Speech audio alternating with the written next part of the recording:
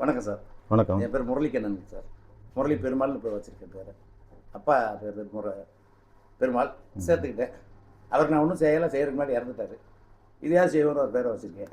பெரியாரை பற்றி நான் நிறைய கேள்விப்பட்டிருக்கேன் சார். அவரை பற்றி படிக்கிற அளவுக்கு எனக்கு வயசு இருக்குமான்னு தெரியல. படிச்சுட்டே இருக்க அதனால் என்னால் முடிஞ்ச அளவுக்கு படிச்சிருக்கேன். இந்த வலதுசாரி சிந்தனையாளர்கள் இடதுசாரி சிந்தனையாளர்கள்னு இருக்காங்க சார். வலதுசாரி சிந்தனையாளர் யார், இடதுசாரி சிந்தனை யாருங்கிறது இப்போ யாருக்கு விளக்க வேண்டியதில்லை. ஒரு ஒரு மாண்பு முதல்வர் அரசியலுக்கு வந்த பிறகு குழந்தைகள் கூட அரசியல் தெரியுங்கிற மாதிரி வந்துருச்சு. பாப்பா கமலிதா சற்று முன்பு வெளியிட்ட கமலிதா புக்கை வெளியிட்ட போது கூட அரசியல் ஞானம் என்று பேசுகிறப்ப நான் கேட்கலான்னு நினச்சேன். ஐயோ அவர் நம்ம மாண்பு முதல்வர் டக்குன்னு கூட்டு போயிட போகிறாரு, இந்த குழந்தைக்கு அரசியல் தெரிகிறது, என்ன நாட்டு குழந்தைகள் அரசியல் பேச என்ன தப்புன்னு குழந்தை நேர உண்மையை அனைத்துக்கே கூட பதில் கேள்வி பெற்றுவார். அவர் அரசியல்வாதி இல்லை சார். அவர் எனக்கு அப்படி பேச தெரியும். அவர் அப்படி பேசிடுவார். குழந்தைகளை நான் அரசியல் பயன்படுத்த தவறு என்று நினைக்கிற அந்த சமுதாயம் கமலிதா எவ்வளோ அழகாக அரசியல் பேசுகிறது. இப்போது இருப்பவர் தானே எல்லாம் பிடிச்சி விட்டு டாஸ்மாக் இருக்கிறீர்கள். அதுக்கு உங்களை மாதிரி அரசியல்வாதி தான் காரணம். முன்னாடி அரசியல்வாதி காரணம் ஐயா இல்லை, முதல்வர் ஐயா இல்லை. காரணம் நான் குழந்தைகிட்ட ஆதரவு கட்டு என்ன தப்புன்னு அவர் கேட்க வாய்ப்பு இருக்குது. அந்த குழந்தைக்கு அவ்வளோ அறிவு இருக்குது. அது ரெண்டாவது விஷயம். என்னதான் எவ்வளோ அறிவு இருந்தாலும் 18 வயசுல ஓட்டு. இந்த குழந்தைகளை பற்றி பெரியார் ஏதாவது சொல்லியிருக்காரு? குழந்தைகளை பற்றி பெரியார் வந்து ஒரு நிறைய அங்கங்கே சொல்லியிருக்கார். சரிங்க. அவர் பெரியாருடைய கல்வி சிந்தனைகள்னு மார்க்ஸ் ஒரு புத்தகம் எழுதியிருக்கார். சரிங்க. நீங்கள் அந்த புத்தகத்தை படித்தீங்கன்னா அவருக்கு குழந்தைகளுக்காகவும் மாணவர்களுக்காகவும் அவர் எவ்வளோ சொல்லியிருக்கார் அப்படிங்கிறத வந்து அவர் தொகுத்து ஒரு தனி நூலாக பெரியாரின் கல்வி சிந்தனைகள் அப்படின்னு ஒரு தொகுப்பே வந்திருக்கு. அந்த நூலை வாங்கி படிச்சிங்கனாவே பெரியார் வந்து குழந்தைகளுக்காக என்ன சொல்லியிருக்கார் அப்படின்னு வந்து தெரியும். பெரியார் வந்து குழந்தைகளை வந்து பெரிதும் மதிப்பவர், நேசிப்பவர். குழந்தைகளிடம் பேசும்போது கூட குழந்தைகளை கூட வாங்க போங்க அப்படின்னு மரியாதை கொடுத்து பேசுகிற ஒரு பண்பை கொண்டவர் பெரியார். அவரை பொறுத்த வரைக்கும் குழந்தைகள் வந்து பகுத்தறிவு சிந்தனைகளோடு வளர்க்கப்பட வேண்டும் அப்படிங்கிறதுல வந்து அவர் ரொம்ப தீவிரமாக இருந்தார். அதற்கான பரப்புரைகளை மேற்கொண்டார், அதற்காக பேசியிருக்கிறார். நீங்கள் முழுசாக நல்லா விரிவாக தெரிஞ்சுக்கணுன்னா நான் சொன்ன அந்த நூலை வந்து நீங்கள் வாசித்தால் உங்களுக்கு புரியும். கண்டிப்பாக முயற்சி பண்ணுறேன். இப்போ மார்க்ஸ் ஒரு பெரிய அறிஞர். அவர் வந்து அந்த தொகுப்பை கொண்டு வந்திருக்கிறார். ஆமாம் ஆமாம். அவர் மார்க்சிஸ்ட் தான் பெரியார். அவர் ரஷ்யாவுக்கு போயிட்டு வந்ததுக்கு பின்னாடி, அதற்கு பிறகு அவருக்குள் ஏற்பட்ட மாற்றங்கள், அதற்கு பிறகு அவர் ரஷ்யாவுக்கு போயிட்டு வந்த பின்னாடி தான் தன்னுடைய இயக்க தோழர்களுக்கெல்லாம் எல்லோரும் ஒருவர் தோழர் என்று அழைத்து கொள்ள வேண்டும் அப்படின்னு வந்து எழுதுகிறாரு.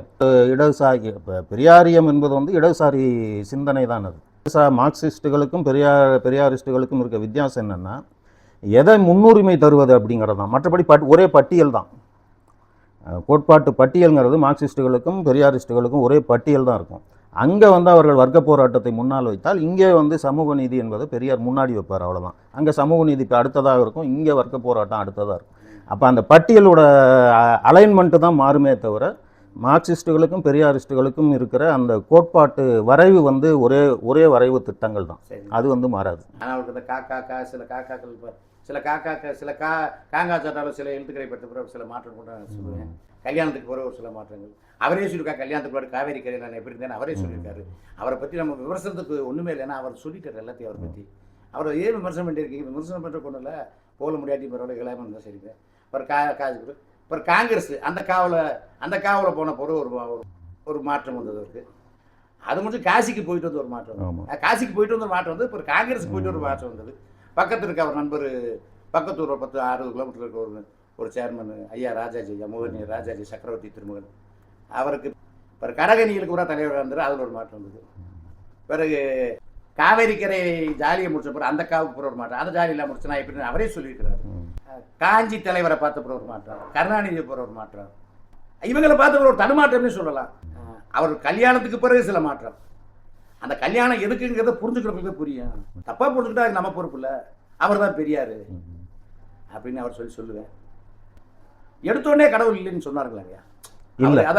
அதாவது அவருக்கு அரசியல் அறிமுகம் காங்கிரஸுக்கு போன பிறகு நினச்சிருக்காங்க. அவர் என்னைக்கு ஒரு ஈரோடு நகரத்துக்கு சேர்மன் ஆகி, எனக்கு என்ன நான் சொல்கிறது தப்பான்னு தெரியல, கரெக்டாக தெரியல, எனக்கு தெரிஞ்சு இந்தியாவில் முதல்ல வீட்டுக்கு தண்ணி கொண்டு வந்தவர் நினைக்கிறேன் அவர். ஆமாம், அவர் நகரமன்ற தலைவராக இருக்கும்போது ஈரோட்டில் எல்லா வீடுகளுக்கும் கிட்டத்தட்ட நகரமன்ற தலைவர், ட்ரஸ்டி, கோயிலுக்கு தலைவர், கோயிலுக்கும் கூட செஞ்சுருக்கலாம். அது புஸ்தகத்தில் இருக்கான்னு தெரியல. சாமி எதிரியா நினைக்கல, சாமி இல்லை அப்போ சொல்ல. அவர் தர்மகர்த்தாவே இருந்திருக்காரு. காங்கிரஸுக்கு போகிறாரு. இவர் சுயமரியாதை இயக்கம், புரட்சி கிரட்சி, இவ்வளவு பெண்ணியமெல்லாம் பேசுறதுக்கு முன்னாடியே இயற்கையாக இவர் நிறைய அவர் படிப்புக்கு முன்னாடி படித்து தெரிஞ்சதுக்கு முன்னாடி அறிஞர் ஞானியோட ராஜாஜி மாதிரி பெரிய அறிஞரோட பலருக்கு முன்னாடி அவருடைய சொந்த அறிவிலே அவர் காங்கிரஸ் சேர்ந்த போதிலே பெண்களுக்கு இடஒதுக்கீடு, வேலைவாய்ப்பு இருக்கிறது, பெண்கள் முன்னே பெண்ணியம், சொத்துரிமை இதெல்லாம் பேசி சில தீர்மானங்கள் கட்டி திருச்சி, திருப்பூர், காஞ்சிபுரம், வேலூர் ஒவ்வொரு மாநாட்டையும் சொல்லி பார்க்குறாரு. கேட்கல. அந்த காங்கிரஸுக்கு பிறகு ஒரு மாற்றம் வருது.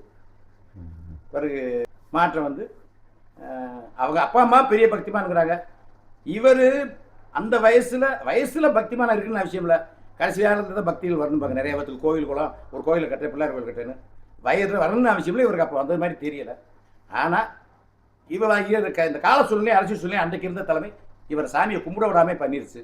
சாமி மேலே ஒரு கோபம் இல்லை, வேறு வழி இல்லாமல் என்னன்னு தோண்டி பார்த்தா இங்கே தானே பிரச்சனையாக இருக்குன்னு சொல்லி ஒரு இடத்துல பாம்பு வச்சுக்கணும் பிரச்சனை. இந்த பாம்பு எங்கே இருக்கு அங்கே பார்த்து எடுக்கணும். அப்போ இங்கே தானே பாம்பு வருது, அது பாம்பை பார்த்து எடுத்துட்டாரு. பெரிய குண்டு வெடிப்பு எங்கே பாம்பு இருக்கோ அதை எடுத்தா எரியிறத பிறகுனா புகையுது அடங்கிறது அவர் சுருக்கமான பொருள். அவர் படிப்புக்குமே அவர் கேட்டால் எரியிறத பிறகுனா புகையிறது அடங்கி போயிடான்னு சொன்னார்.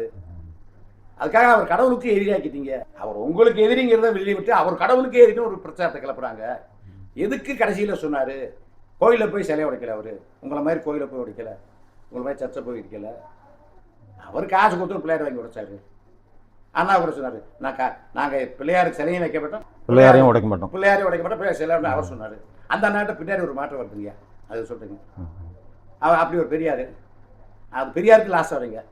இவர் பெரியார். ஆனால் கடைசி வரல அவர் வந்து சாமிக்கு எதிராக இருந்ததுனால இந்த சமுதாயத்துக்கு நஷ்டமாங்கயா. அவர் சாமிக்கு எதிராக இருந்ததுனால சமயம் பெரியாரால் இந்த சமூகம் பலன் அடைஞ்சது தானே அதிகம். நஷ்டம்னு ஒன்றுமே சொல்ல முடியாது. நம்ம இப்போ அவருடைய கடவுள் மறுப்பை வந்து பெரும்பான்மையான மக்கள் வந்து ஏற்றுக்காமல் ஒதுக்கி வச்சுட்டு தானே பெரியாரை ஏற்றுக்கிறாங்க. சரிங்க. அப்போ பெரியாருடைய கடவுள் மறுப்பு வந்து பெரியாரே அதுக்கு வந்து ஒரு விளக்கம் சொல்லியிருக்காரு.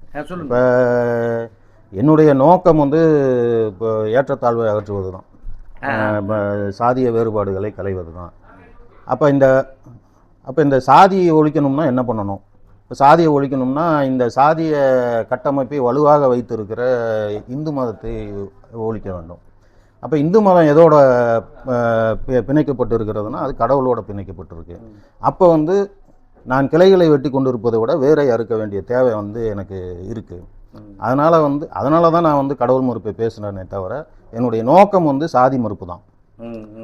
அது அதனோட வேர் வந்து இங்கே இருக்கிறதுனால நான் அதுக்கு எதிராக பேச வேண்டியிருக்கே தவிர சுயமரியாதை, ஆமாம், இதுதான் வந்து என்னுடைய நோக்கமே தவிர கடவுள் மறுப்பு என்னோட நோக்கமே கிடையாது.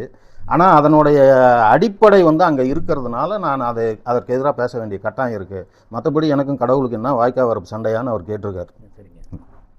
இதே மாதிரி கேட்டிருக்கேன். ஆமாம், இதே மாதிரி நான் சாதாரணமாக எனக்கு அந்த வாய்ப்பு இல்லைங்க எங்கேயும் பேசுறதுக்கு. டீ கடையில் உட்காந்து இதெல்லாம் பேசிட்டு போயிடுறேன். அவர் சாமிக்கு எதிரிடா, சமுதாயத்தினுடைய எதிரிகளுக்கு எதிரிடா. அவர் சாமிக்கு எதிரி இருந்ததுனால சமுதாயத்தை காப்பாற்றுறது. அப்போ இந்த சாமிக்கு நட்பு, சாமி கூட நட்பு பாராட்டிட்டு சமுதாயத்துக்கு எதிரியாக இருக்காங்களே, ஆனால் வெளியே வேஷம் போட்டுக்கிறாங்களே, அதை ஏன்டா புரிஞ்சுக்கிற மாட்டேங்குன்னு சில நேரத்தில் நான் கூட கேட்பேன். நான் கொஞ்சம் நடுநிலையுமே பார்ப்பேன் சார், பார்ப்பேங்க. நான் நடுநிலையுமே பார்ப்பேன். எதையும் அதை புரிஞ்சுக்கல. நீ அடுத்த ஒரு மாற்றங்க உங்களுக்கு பின்னாடி அடுத்த என்னைக்கா சந்திக்க வேண்டிய வாய்ப்பு ஃபோனில் பேசணும் நிறைய கேட்டுக்கிறேங்க. நிறைய இருக்குங்க. இப்போ சிம்பிளாக மட்டும் கேட்டுக்கிறேன். எனக்கு அறிவு தெரிஞ்ச மட்டும் கேட்டுக்கிறேன். அடுத்தது சொல்லுங்க. இவர் இதே அந்த நீங்கள் சொன்ன அண்ணா சொன்னீங்க, காஞ்சி தலைவர் அண்ணா, சில காக்களுக்கு பிறகு அவர் உண்மையிலே மிக மிக மிக மிகப்பெரிய அறிவாளி. எனக்கு தெரிஞ்சு அம்பேத்கரையும் அண்ணாவுக்கு போட்டி. அவர் ஒரு வகையில் அறிவாளி, ஒரு வகையில் அறிவாளி. அந்த அண்ணா அவ்வளோ பெரிய அறிஞர். அண்ணாவே அவருடைய ஆட்சி தொடங்குறப்ப இது ஒரு பரிணாம வளர்ச்சிங்கிற மாதிரி, ரைட்டுங்க, தப்பா வச்சுக்கிறாங்க, உலகிறேன், பரிணாம வளர்ச்சிங்கிற மாதிரி எனக்கு அனுபவம் இல்லைங்களா, நல்லா திக்கி பேசுகிறேன். பரிணாம வளர்ச்சிங்கிற மாதிரி இது ஒரு பரிணாம வீழ்ச்சியாக நான் பார்க்குறேன். குரங்குலேருந்து மனுஷன் வந்தேன், மனுஷன் திரும்ப குரங்காயிடுவோன்னு எனக்கு பயம் இருக்குயா. ஏன்னா நான் அது அண்ணாவை சொல்லுங்க. சில பேர் உதாரணத்தை தவறுதலாக புரிஞ்சுக்கிறாங்க. தமிழ் தெரியாதவங்க, ஆனால் நாங்கள் தமிழை காப்பாற்றுவோம்பாங்க. ஒன்றே குலம் ஒருவனே தேவைன்னாருங்க. இவர் கொஞ்சம் மனிதனை கொண்டு வந்து நிப்பாட்டினார், மனுஷனாக கொண்டு வந்து நிப்பாட்டினார். இவர் நிப்பாட்டின தலைமை சீரரே வந்து என்ன பண்ணார், இவர் மனுஷனாக உருவாக்கி நிப்பாட்ட வச்சார், முயற்சி பண்ணார். அவருடைய போகிற பாதை வேற, இந்த போதை வேற. அது திருடர்கள் பாதை, இந்த பாதையில் போனார். இதை மீறி போனாங்க, திரும்ப ஏற்றுக்கிட்டாரு. தேடி வந்து முதல்வர் பதவி உங்களுக்கு சமர்ப்பணம்னு வெக்கப்பட்டுன்னு பேட்டி கொடுத்தாரு. இப்போ ராஜாஜி எதிரியாக நினைச்சாலும் தனிப்பட்ட நினைச்சாரு. அவர் பிறந்த சமுதாயத்தை பேசுகிறார். ஆனால் ராஜாஜிக்கிற மனிதராக ஈர பேசல, அவர் நட்பாக இருந்தார். அப்படியே அவட்ட மனிதர் வெக்கப்பட்டார்னு சொல்லுவார். இது வரலாறு. அப்படியாப்பட்ட தலைமைச் சீடர் அண்ணாவே ஒன்றே குலம் ஒருவனே தேவன்ட்டார். இந்த விஷயத்தை தான் எல்லாத்தையும் அவர் என்னைக்குமே சரி சாமி இருந்துட்டு போட்டோமாப்பா, சாமி இருந்துட்டு போட்டோம், அந்த வெங்காயம் இருந்துட்டு போட்டோம், தப்பாக நினச்சிக்கிறாங்க மக்களே பார்க்குறவங்க, அந்த வெங்காயம் இருந்துட்டு போட்டோம் அப்படின்னு கூட ஒரு வார்த்தை சொல்லலை. கடவுள் கற்பித்தவன் காட்டு பிராணி, கடவுளை சொல்கிறவன் முட்டாள், கடவுள் இல்லை இல்லவே இல்லைன்னு அவருடைய கருத்தில் உறுதியாக எடுத்து போயிட்டார். இவர் ஒன்றே குலம் ஒருவனே தேவனார். அடுத்து கலைஞர் வந்தார்.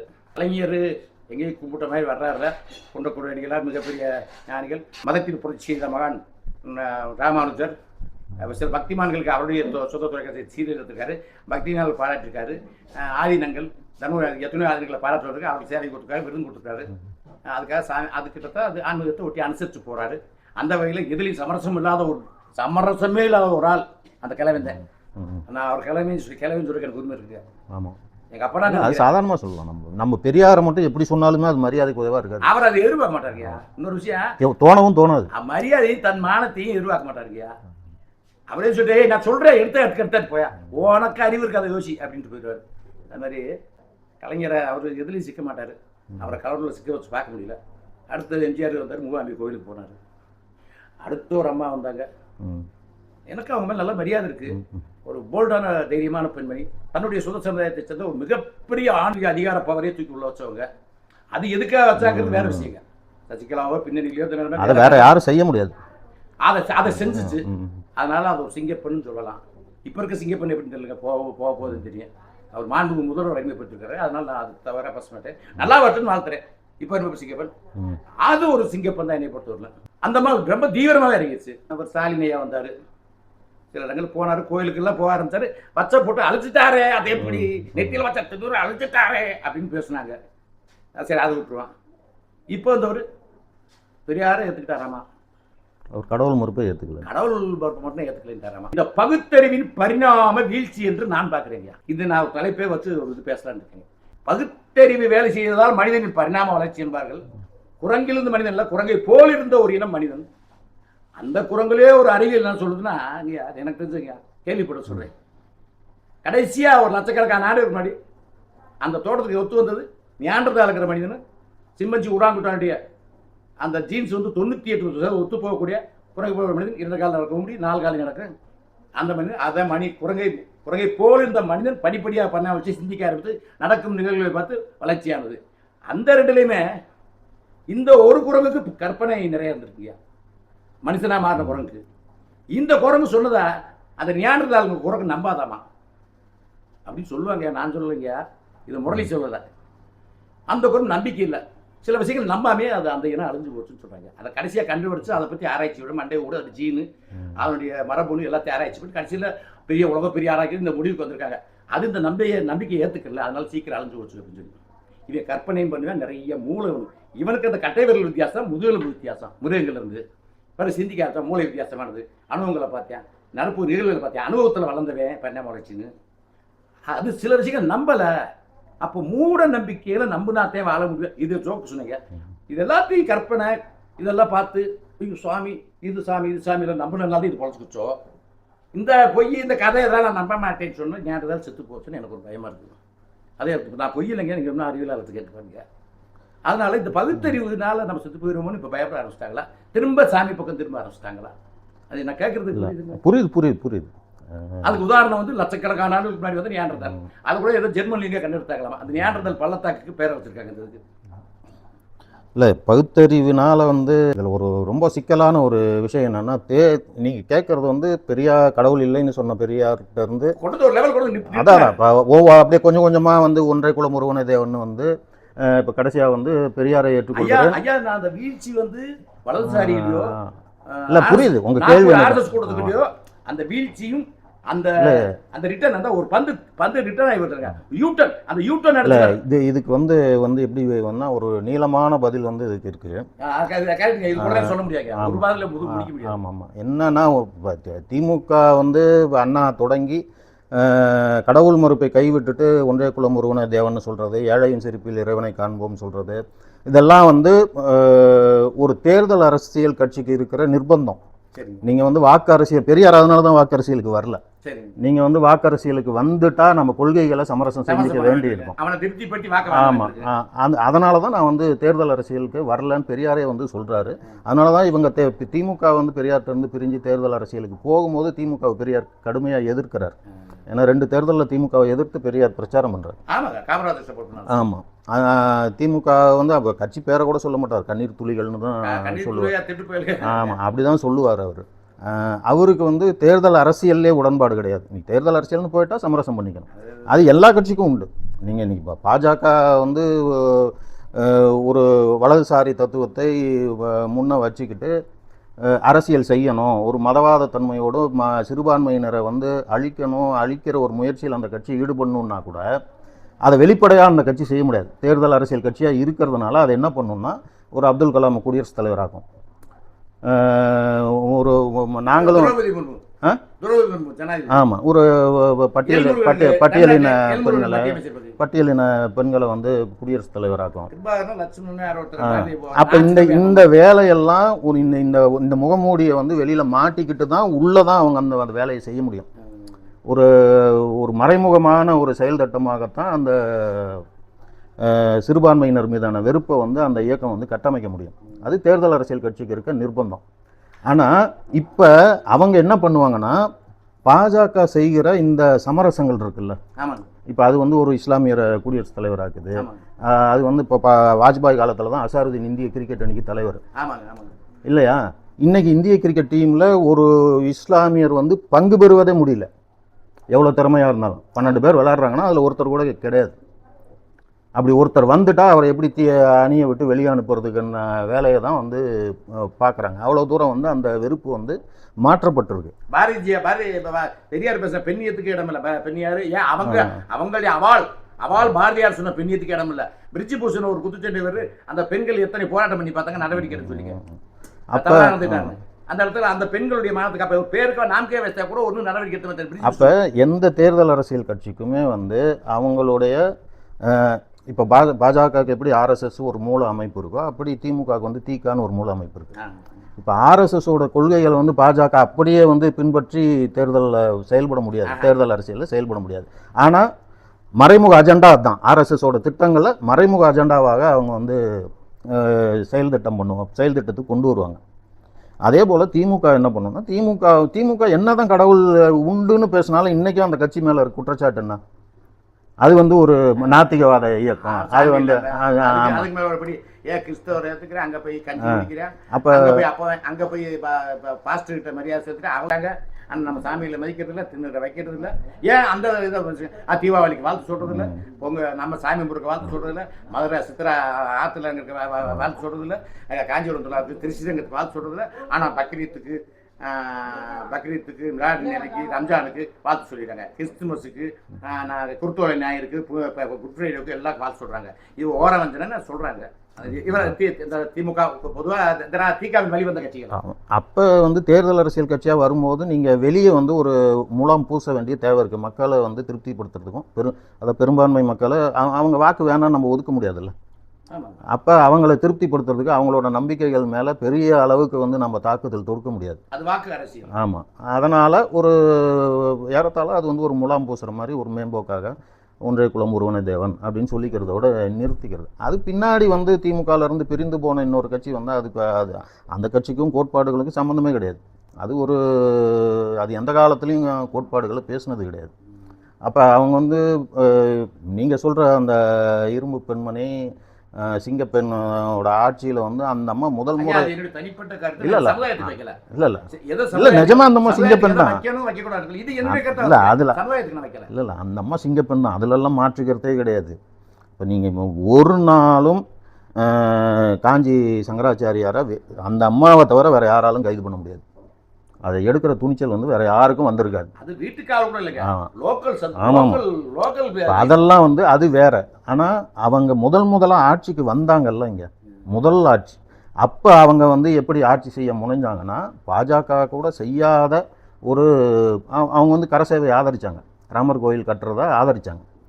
பத்திரிகைகள் ராமர் கோயில் கட்டுறதுக்கு ராமர் கோயில் இங்கே கட்டாமல் அமெரிக்காவில் கட்டாங்கன்னு தைரியமா அது அறிக்கையை விடுச்சு பார்த்தீங்களா? தைரியமா அப்போ அவங்களோட ஆட்சி வந்து தொடக்கத்தில் பாஜக என்ன நினைக்குதோ அதை செயல்படுத்துகிற ஆட்சி. பாஜக கூட அவ்வளோ தீவிரமாக இறங்குறதுக்கு முன்னாடியே இவங்க வந்து இங்கே மதமாற்ற தடை சட்டம் கொண்டு வராங்க. ஆடு கோழி பலியிடக்கூடாது, மதமாற்ற தடை சட்டம் கொண்டு வந்து, ஆமாம், அது எல்லாத்தையும் கொண்டு வராங்க. அப்போ அந்த அரசியல் அவங்க செய்யும்போது தமிழ்நாட்டு மக்கள் வந்து என்ன பண்ணுறாங்கன்னா 40க்கு 40 தொகுதியிலையும் தோற்கடிக்கிறாங்க. அப்போ நாடாளுமன்ற தேர்தல் வருது. அப்படி தோற்கடிக்கப்பட்டதற்கு பின்னால் தான் அவங்க அத்தனையும் திரும்ப பெறுறாங்க.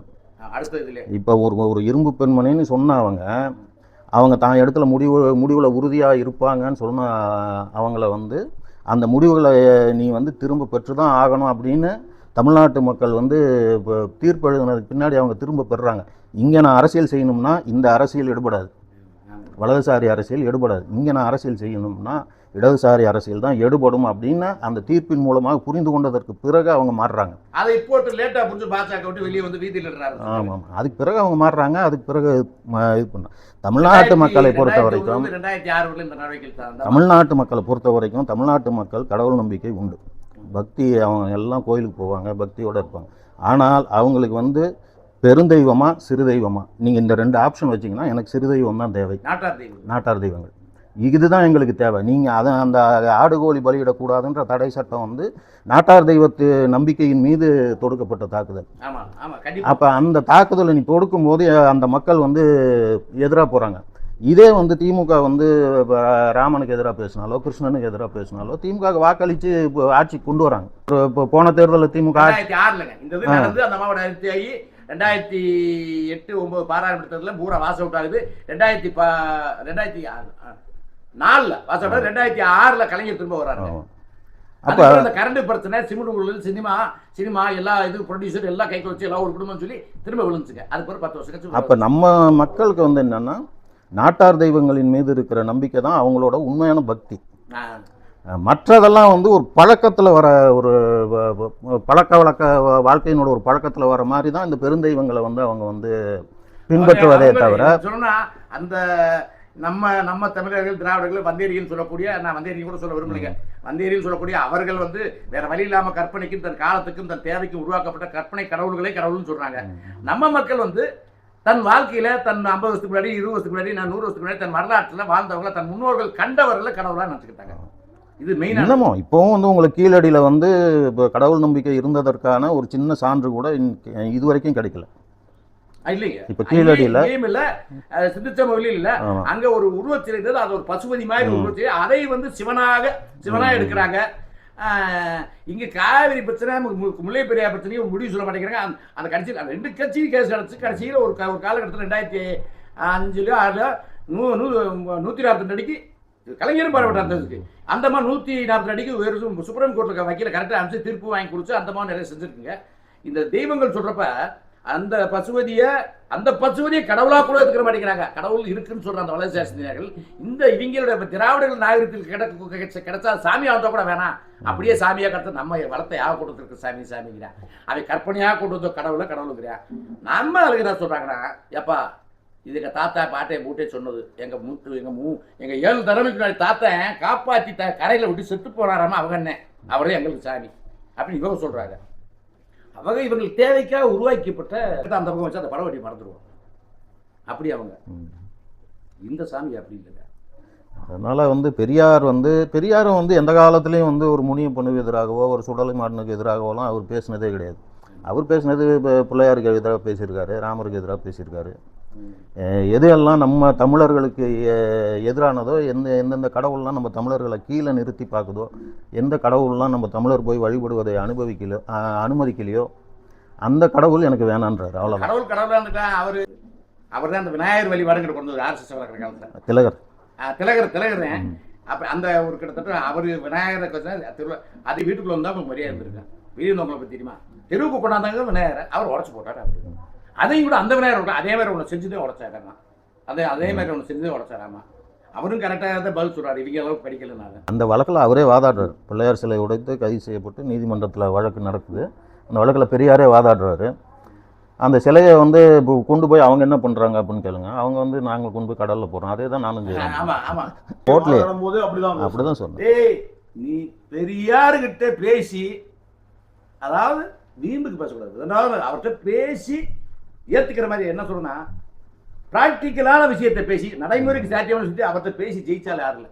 அவர் நீதிமன்றத்தில் இன்னும் அந்த இந்திய வரைபடத்தை எரித்து வழக்கு கைது செய்யப்படுறாரு. நீதிமன்றத்தில் வந்து இதே தான் பெரியார் சொல்கிறார், சும்மா நேரத்தை கடத்திட்டு இருக்காதீங்க, எனக்கு என்ன தண்டனையோ அதை கொடுத்துட்டு வழக்கு முடிச்சுட்டு போங்க. எதுக்கு இந்த விசாரணை, அது இதெல்லாம் நான் செஞ்சேன், எனக்கு என்ன தண்டனையோ அதை கொடுத்து வழக்கு முடிச்சுட்டு போங்கன்றது. இவர்கிட்ட வந்து சோழனை வர்றா, இவர் உபரிசத்தை வர்றா, திருவாங்கூர் ஜமீன்தார் மன்னர் வைக்கம் போராட்டக்காரன் கேள்விப்பட்டீங்களா? எதுக்கு வைக்கம் போராட்டம் சொன்னாங்க தெரியுமா?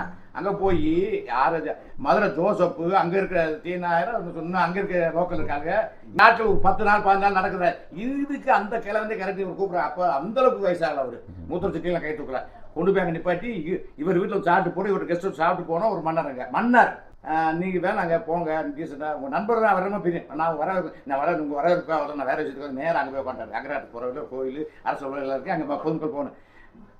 நான் அரசு உள்ள தான் வெளியே வந்து போராட்டம் செய்வார், ஐயோ தான் இப்படி தலைவர் உள்ள உட்காந்தாரு. அவர்கிட்ட ஒரு வார்த்தை தெரியாமல் பண்ணிட்டு போன விட்டுருவாரு. உள்ள அட்டை மரத்தை கையில் காலில் விலங்கு, பெரிய கொடுமை, பெரிய கோடீஸ்வரன் பற்ற பிள்ளை பெரியார் என்ன, அங்கேயே வந்து கடைசி வரல ஒரு பெரிய ஜோக் அடிச்சாரு. அவர் மன்னர் சத்துக்கு வெளியே வெடி வச்சுக்க பெரிய ஜோக்கெல்லாம் அடிப்பார். அவர் என்ன சிரிப்பாக இருக்கு, அவருக்கு பார்த்து சிரிப்பும் வர, சிரிப்பு சிந்தனை வரும் என்ன.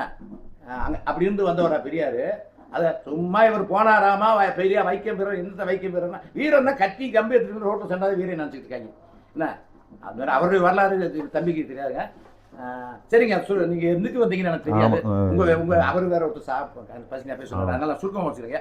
முடிவுக்கு வந்து நான் கேட்க வந்த கேள்வி இந்த சாமி விஷயத்தை பேசுறதுங்க. அந்த ஒரே டாபிக் முடிச்சுக்க, நிறைய லட்சக்கணக்கான அவரை பேசுறமா 1000 டாபிக் இருக்குங்க. கேட்டாங்க இந்த கேள்வி, நிறைய கேட்டாங்க. இது ஆனால் அவங்க இது முதல்மா கேட்குறாங்க, நட்பா உட்காந்து நான் நட்பா உட்காந்து கேட்குறேங்க, இவர் எப்படி இந்த வயசில் கல்யாணம் பண்ணலான்னு சொல்லி வலதுசாரிகள் இல்லை, காங்கிரஸ்காரங்க இல்லை, எதிர்கட்சிகள் இல்லை, ராஜாஜி கேட்கல, இவருக்கு எதிரி யாராரோ அவங்களாம் கேட்கலங்க. இவங்க கூடவே இருந்தவங்க இப்படி அசிங்கப்படுத்திட்டாரு.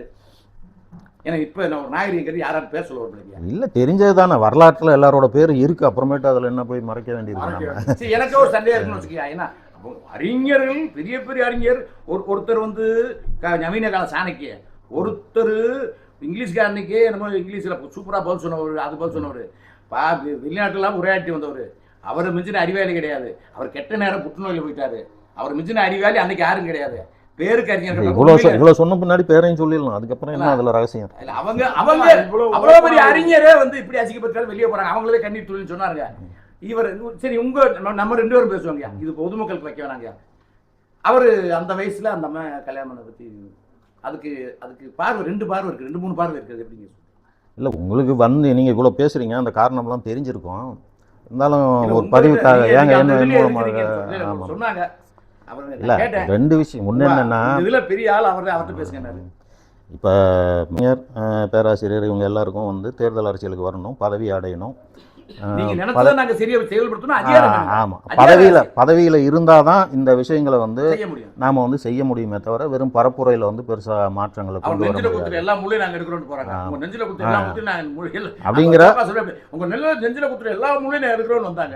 அப்படிங்கிற முடிவுக்கு அண்ணா திமுக தொடங்கின இந்த தலைவர்கள்லாம் வந்ததுக்கு பிறகு பெரியாரிடமிருந்து அவங்க விலகிறதுக்கு அவங்களுக்கு ஒரு காரணம் தேவைப்படுது, காரணம் வேணும்.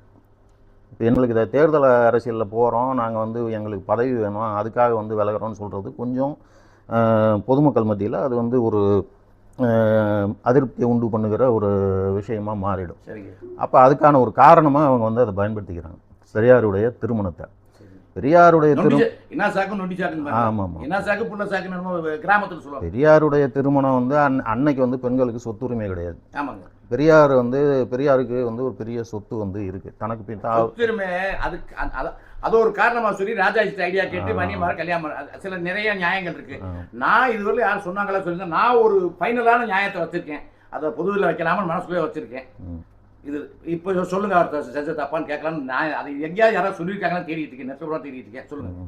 அவர் திருமணம் பண்ணிக்கிட்டது காமத்துக்காகலாம் கிடையாதுங்கிறது ஊருக்கே தெரியும்.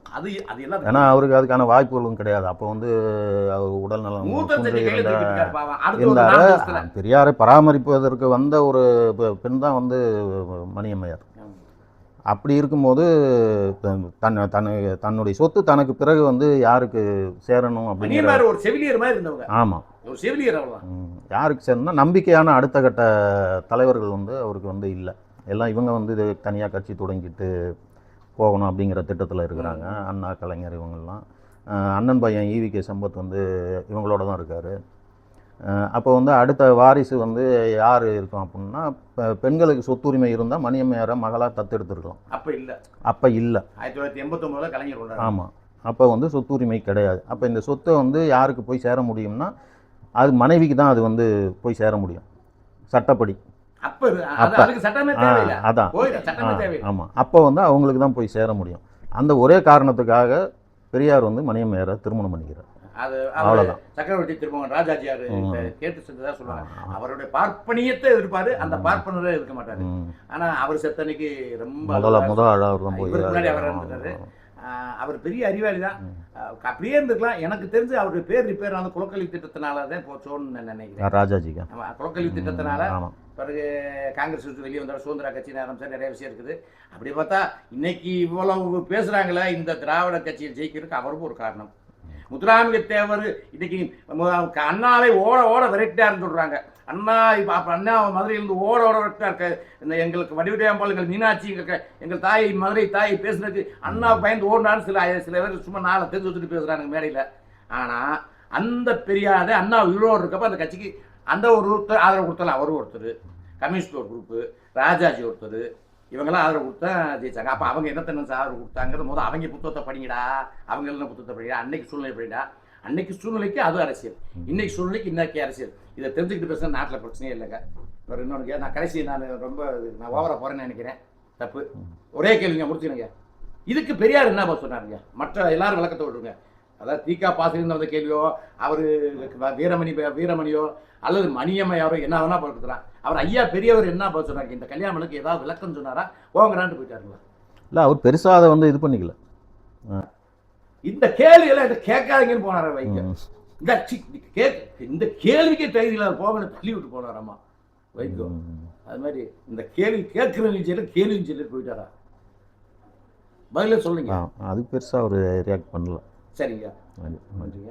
நான் ஒரு பதில் யோசிச்சு வச்சிருந்தேன், அதை பிறகு நீங்கள் கேட்டால் ரொம்ப சொல்கிறீங்க. ரொம்ப நன்றிங்க. எனக்கு சில சந்தேகங்களை தீர்த்தீங்க. ரொம்ப நன்றிங்க. நீங்கள் தெளிவாக